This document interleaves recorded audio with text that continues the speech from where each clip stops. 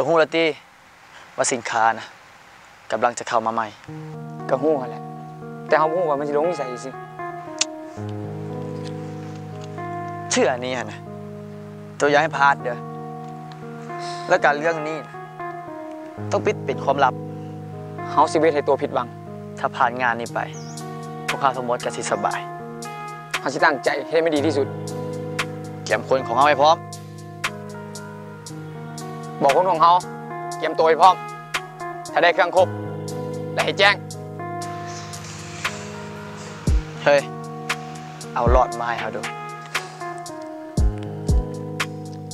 ให้เขาดูเลยนะเฮ้ยบ่ได้ตัวถ้าเอาหลอดนะ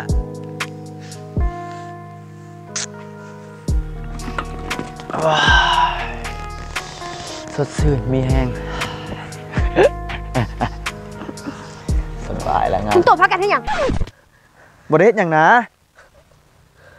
พวกตัวดูดอีกเลยเป็นบอไม่เขาดูดดูบ่ได้ของมันแห้งมีหน่อยบ่ไหวแล้วโอ้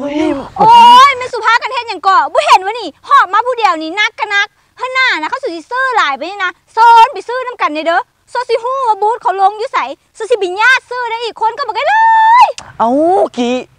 เข้ามาบ่ถึงจังหวะเดี๋ยววะเบิดเลยความลับที่เขาปิดไว้เฮ้ยความลับอีกอย่างเอาเขาบอกตัวกันได้ไปลิปตันชาหนับรุ่นฮับเฟสต้า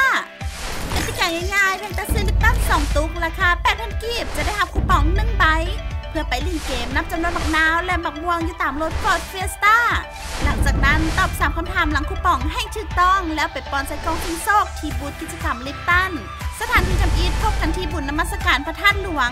จากนั้นพวกเขาจะลงไปจัดกิจกรรมช่วยนครหลวงเวียงจันทร์จำปาสักสวรรณเขตแขวงคำมวนและหลวงพระบาง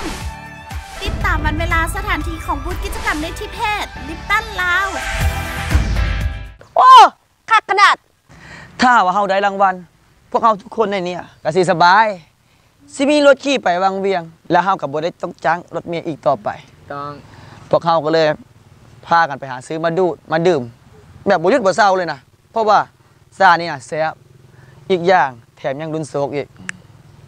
คักไปสั่นเดี๋ยวสิไปดูดสวยซาลิปตันแซ่บสุด